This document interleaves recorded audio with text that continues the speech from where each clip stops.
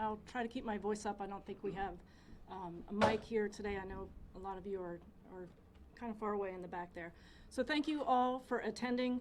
We are here today to publicly announce the conclusion of an investigation surrounding the use of deadly force by a Lancaster City police officer on September 13th. Pursuant to policy, my office was contacted shortly after the September 13th incident, and Lancaster County detectives took command of the investigation that evening. Over the past few weeks, detectives have conducted a complete and professional inquiry into this matter.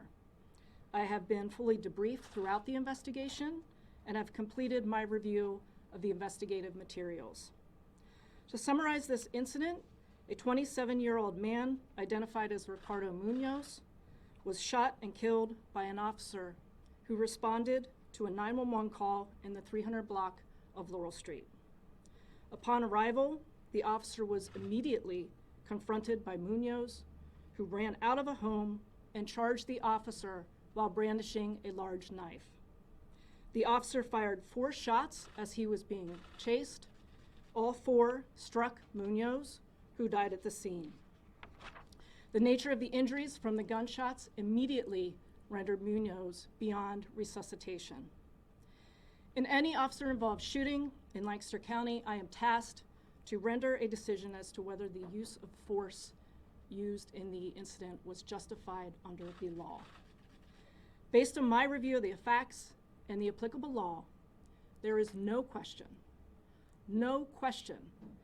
that the officer was justified in the use of deadly force against Ricardo Muñoz on September 13th. The applicable law under Title 18, Section 508 provides an officer is justified in using deadly force when the officer reasonably believes such force is necessary to prevent death or serious bodily injury to himself or another person. Here, the officer's belief that Munoz presented an imminent threat to his life and that deadly force was necessary was beyond reasonable, as the officer was being chased by Munoz with a knife overhead. Today, we will be releasing several photos, videos, and the audio recording of the 911 call, which resulted in the officer's presence on Laurel Street that day. Before I address the facts and the evidence pertinent to this case in more detail, I want to publicly offer our condolences to the family of Ricardo Muñoz. We realize that their lives are now changed forever through no fault of their own. Earlier this morning, we were able to meet with the family and their attorneys privately to discuss our findings and my conclusion. We shared with them what we will share with you now. My team of county detectives, led by Chief County Detective Kent Schweitzer, collected evidence, conducted interviews, compiled reports, made numerous other investigative efforts to provide me with a clear picture of what took place on September 13th. The officer involved in the shooting was also interviewed that very evening. I've reviewed reports submitted by the Lancaster City police officers who arrived on scene that night. It should be noted that our investigation and my determination does not include any internal review of policy that would be conducted by the Lancaster City Police Department. Some key factors in my determination that the officer was justified in his use of deadly force are: Munoz responded to the officer's mere presence on the scene by charging the officer with a knife. There was no interaction or exchange of words between Munoz and the officer prior to Munoz's blitz assault on the officer. When Munoz suddenly emerged from the doorway of 306 Laurel Street, Munoz clearly held a knife, and the officer saw it at that time.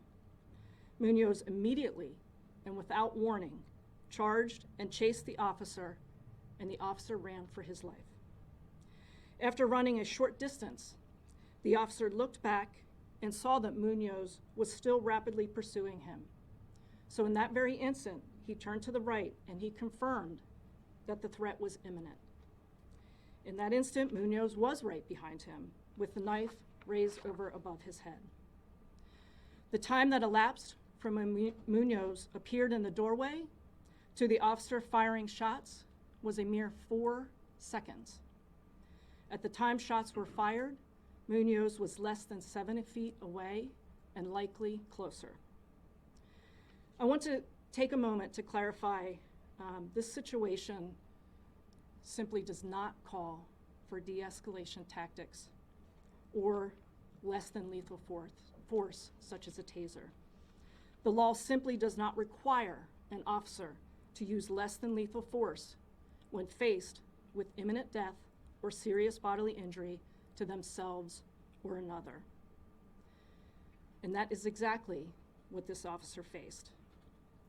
In this scenario, there was a 4-second interaction where the officer essentially runs for his life.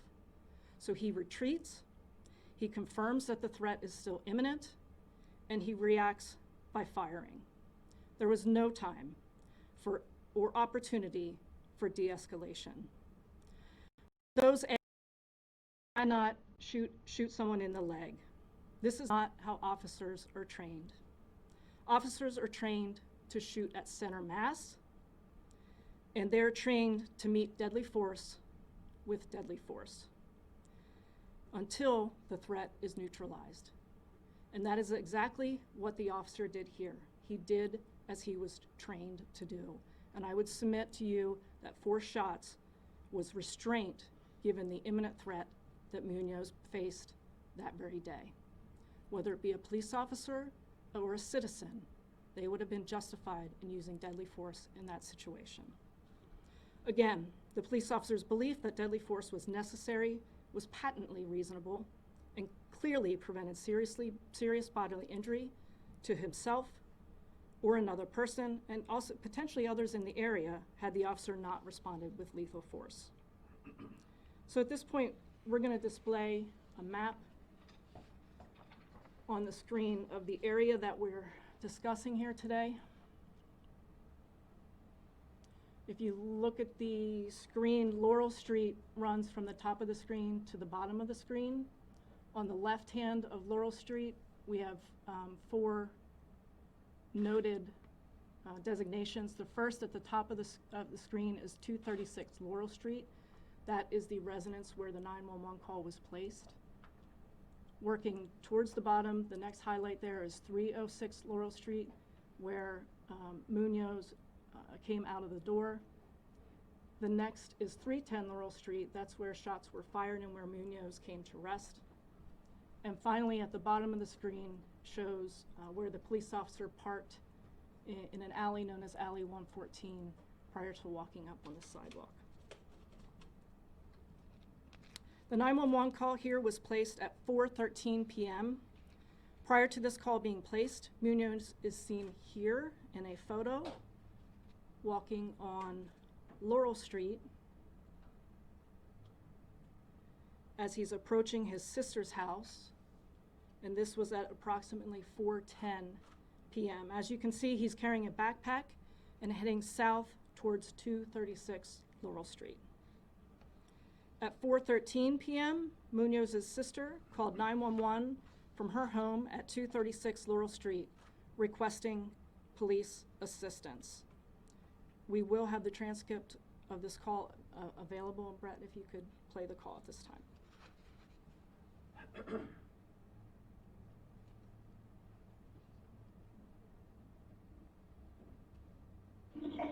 Lancaster County 911, do you please fire ambulance?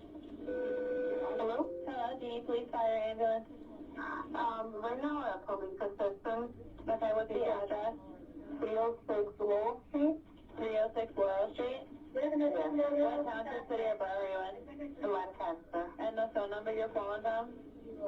717. Okay, and tell me exactly what's going on. My mom needs some assistance. Her son is being very aggressive and he needs help. So is it your brother? Yeah. He has mental problems. Okay. And she needs help. I need to bring him to the hospital or something. She's afraid. She's here at my house right now. Okay, what does he have? Is he He's schizophrenic. Yeah, bipolar schizophrenic. Okay. And is he there? Is he at the 306 Laurel Street now? Yeah, he's in between 236, this is where I am, and the other in her house. Okay, and what is he doing? So he punched the car, the inside of the car, and he's trying to break in to the door to her house also. Okay. So she's afraid to just go home with him there. Right, I understand. And what is his name? Ricardo. Last name Munoz. N-U-N-O-Z? M as in Mary. Munoz. Okay. So Ricardo Muñoz? Yeah. And what's his date of birth? Okay. And what is your name? Same last name? Yes. Okay. And does he have any weapons on him? Not that I know of. Okay. Has he been drinking or doing drugs? No. Okay. Alright, well, send someone else. They'll be there as soon as they can. If anything changes, give us a call back, okay? Okay, thank you. You're welcome. Bye. As you heard, the caller requested police assistance. Police were dispatched to 306 Laurel Street. An officer arrived on scene at approximately 4:25 p.m. The officer parked his cruiser several houses away, as you saw, in an alley known as Alley 114. The officer got out of his cruiser and started walking towards 306 Laurel Street, at which time he turned on his body camera. We're going to play the footage from that body cam from the moment the camera began recording to immediately prior to the shooting. We've stopped the video just prior to the first shot being fired. You're going to see the video in real time first, followed by a repeat of the video in half speed with certain frames emphasized.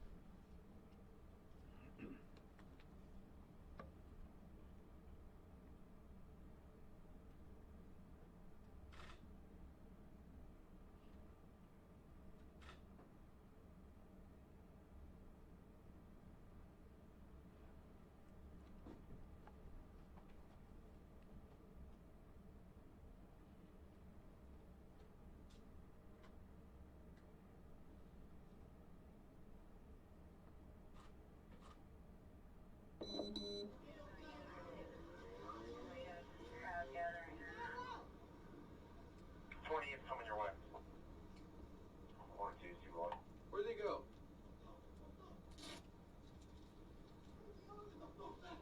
Get back, get back.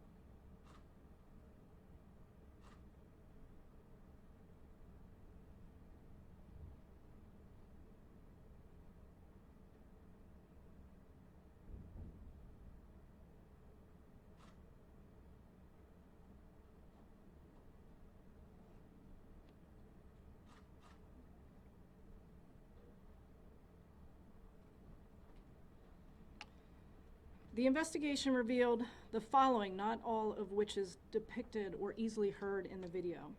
When the officer encountered Munoz's mother at the doorway, she told Munoz that the police had arrived. The officer then heard very loud footsteps and described it as if someone was running upstairs. The officer backed up as a result. In our interview with Munoz's mother, she confirmed that after she told her son that the police had arrived, Munoz ran upstairs and retrieved a knife and ran quickly back down the stairs. As Munoz approached the door, she reacted by saying, "Oh my God," in Spanish. As Munoz is approaching the door, he can be heard yelling to his mother, "Get the F back." The officer tells her, "Get back, get back." Munoz again says, "Get the F back." By the officer's account, he did not even see Munoz before Munoz suddenly appeared and ran out of the doorway. The knife that Munoz brandished was recovered by his body, and we have a photo of the hunting style knife.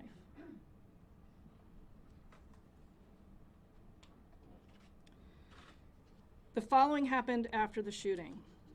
The officer radioed that shots had been fired, and he requested EMS to the scene within a minute of the shooting. The officer approached Munoz and ordered bystanders to get back. In order to render aid to Munoz, the firing officer picked up his gloves from the sidewalk, which had been dropped when Munoz pursued him. 2 additional officers then arrived and approached Munoz. Meanwhile, a 3rd responding officer escorted the firing officer away from the scene. The 2 other remaining officers tended to Munoz about 2 minutes after the shots were fired. The officers then turned Munoz over so they could render aid, and a trauma first aid kit was provided. However, the officers immediately concluded that Munoz was beyond help, and an EMS crew summoned to the scene was canceled. This all occurred within 4 minutes after the last shot was fired. At 4:45 p.m., our office was notified, and a team of county detectives was sent to the area. An on-scene investigation was conducted. There were numerous photographs and measurements taken. Physical evidence was collected and preserved, and people in the area were interviewed. After the scene was fully processed, the Lancaster County Coroner's Office took Munoz's body into their custody. This occurred approximately 4 hours after the shooting incident. With respect to the officer's identity, I will not release the name of the officer involved in the shooting, as the shooting was deemed to be justified. If our independent investigation would have determined that a crime was committed and charges were warranted, then the officer's name would have been released at the time of the announcement of the charges. That is clearly not the case here. Given the violence that erupted immediately after this incident, there certainly are safety considerations as well for the officer, and that alone would outweigh any public interest in releasing the identity officer, especially where the officer is cleared of any wrongdoing. In closing, I want to recognize that whenever a police officer uses deadly force, it is a traumatic and emotionally charged event in our community. Certainly for the families directly impacted, for the neighborhood, for the entire police community, and the officer involved. An officer-involved shooting is the most traumatic event an officer will encounter during service, and our thoughts are with this officer as he continues to cope with the events of September 13th. It is my continued hope that any reaction to the determination announced today is peaceful and with regard for the safety of our neighbors and peace in our neighborhoods. I'll gladly take questions at this time. Heather, what was the officer told about the house he was arriving at? Was he told that Ricardo Muñoz had documented mental illness?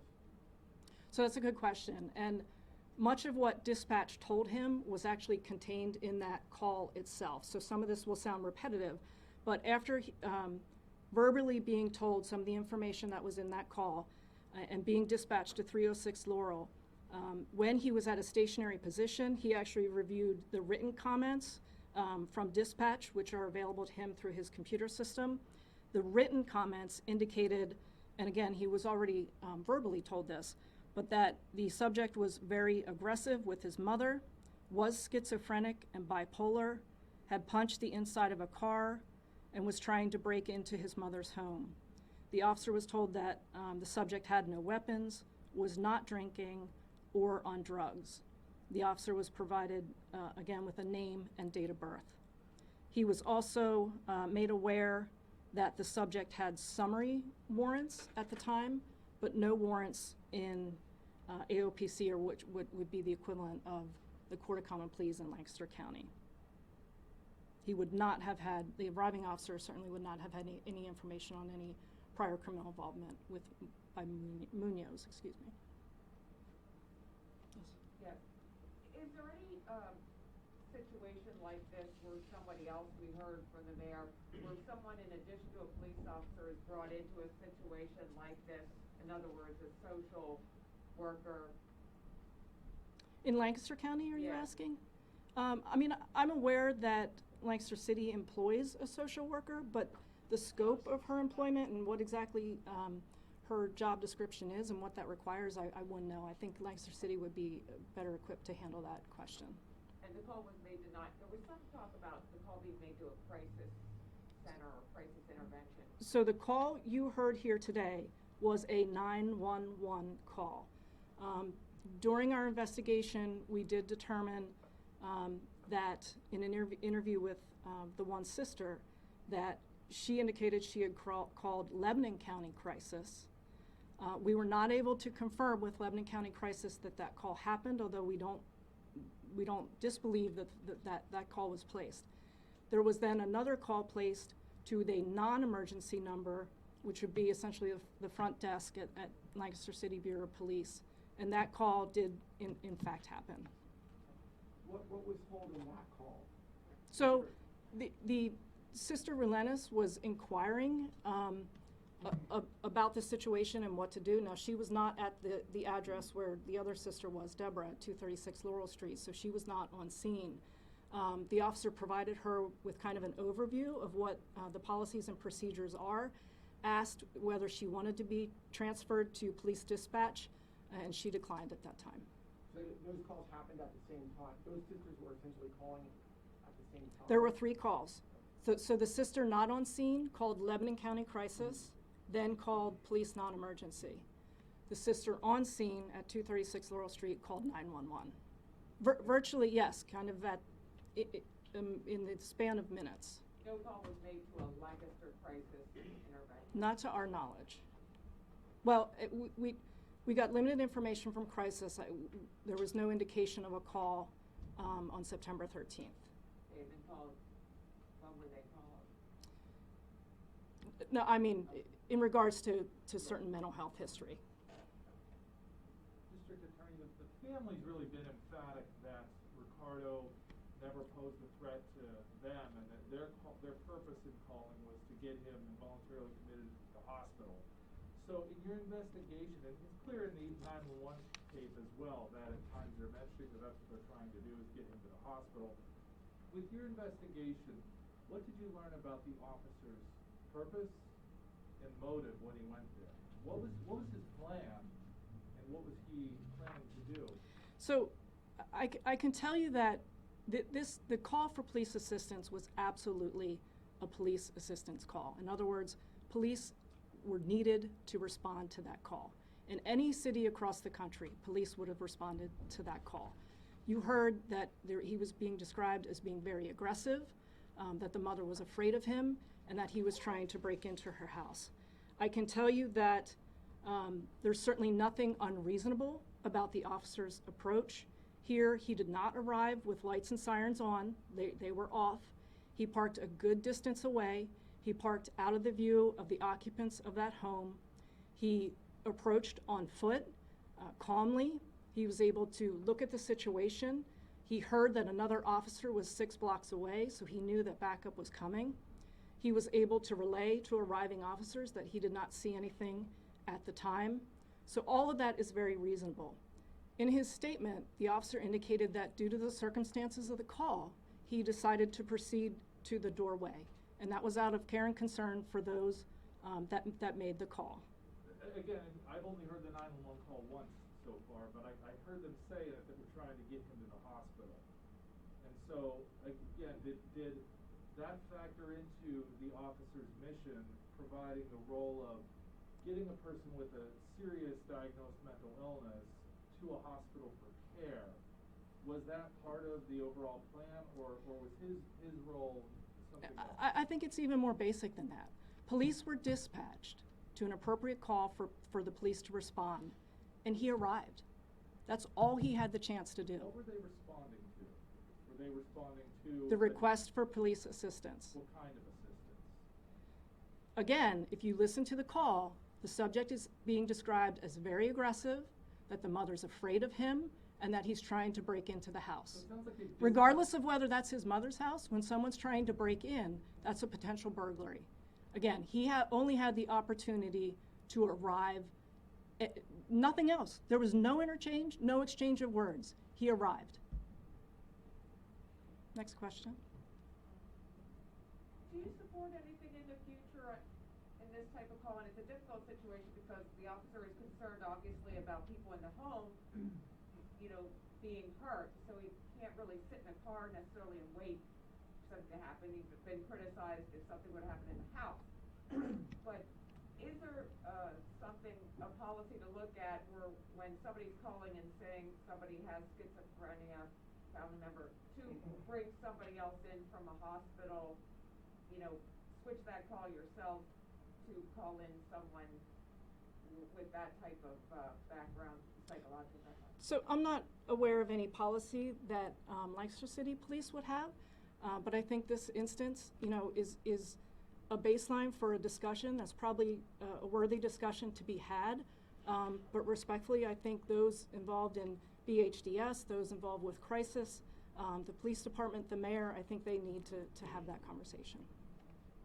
Heather, you said the officer parked several, or a little bit away, arrived with no siren.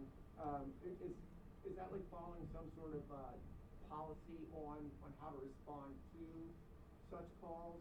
I wouldn't be able to answer that question. And as a related follow-up, should he have waited for another officer to arrive? Well, again, I see nothing unreasonable about the officer's approach, and I already went through all the steps that he took in this situation. And to be honest, Dan, in analyzing that question, I see nothing in this particular situation that would lead me to believe that the mere presence of another officer would have been enough to diffuse this situation. And I say that because his mother informed him that police are here. The police are here. That doesn't indicate one, that doesn't indicate two or four. And without knowing how many police have arrived, he went upstairs and chose to arm himself with a weapon. Interesting piece of background here where a year prior to this incident, Ricardo was involved in that altercation with two other people. The family's attorneys have told me that he was cleared in that of any wrongdoing, and that it was found to be self-defense.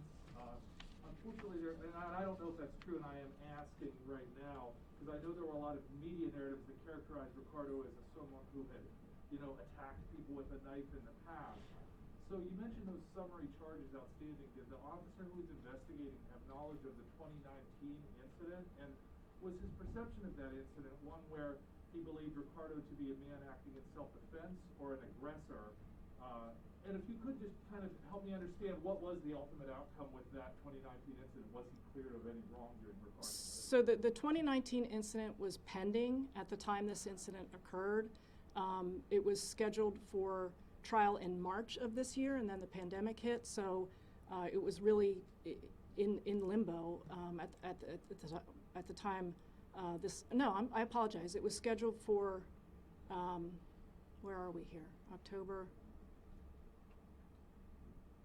I can get that detail, but it was basically waiting the resumption of trials here in Lancaster County. The case since has been null prost against him since he is deceased, but no determination was made on the underlying facts. With respect to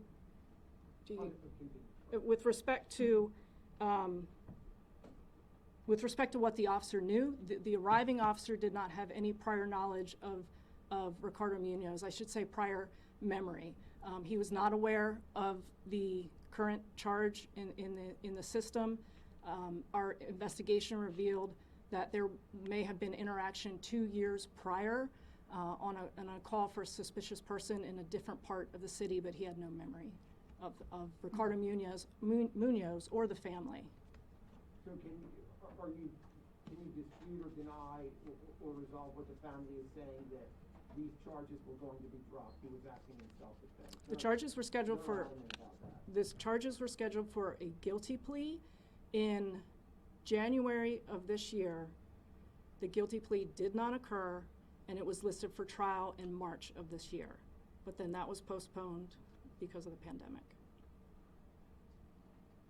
Had things not escalated when the officer arrived at the home, how would have things panned out in that situation when an officer knows someone has severe mental illness? Like, what was would he have transported him to a hospital? That would be very factual based, depending on whether he was able to resolve it on scene, whether he needed to be committed. That would be very factual based on what would have happened in that particular situation. Was he going there to essentially diffuse the situation?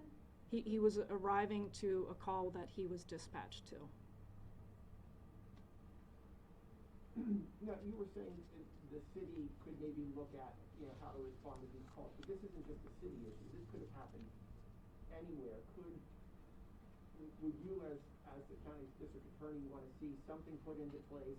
Hey, we've got to have our 911 dispatch find out as much as they can, and is there a way maybe to cross-run somebody through the system that the officer could be told, by the way, this is Ricardo Muñoz. He's got this mental health history and these pending criminal charges. You might want to, respond, wait till backup or something. So, regardless of what may happen in the future, I want to convey that this call was a call for police assistance, and it was completely appropriate that they responded. What can be done in the future, whatever those steps are, I'm sure there's going to be a conversation that's going to be had. But I just don't really have the intricacies of how much of that is available to be done. You note that it's a call for police assistance, but let's be clear, what resources are available in Lancaster County for someone who wants to get their mentally ill loved one voluntarily committed or help and not be criminalized and not be involved in the criminal justice system? What resources are available for that family?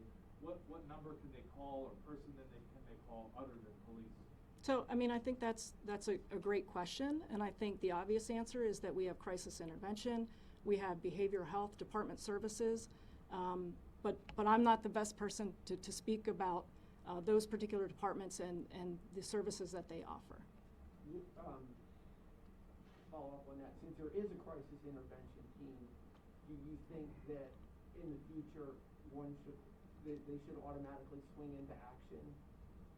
It doesn't seem like they were triggered by this. It was a police call, but dispatch knew from what the family was saying that it was mental health related.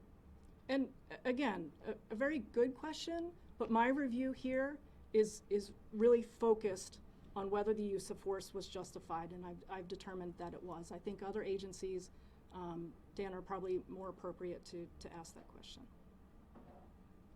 Did your review include any of kind of the aftermath? The family has said that they were treated poorly. At one point, the mother was pushed to the ground, she said, by an officer. Is there any review into that? And is there any finding of fact? I'm aware of it just simply from reading the reports, but the district attorney's office would not be the appropriate agency to review that. Certainly wasn't a use of lethal force. That's when our review automatically kicks in.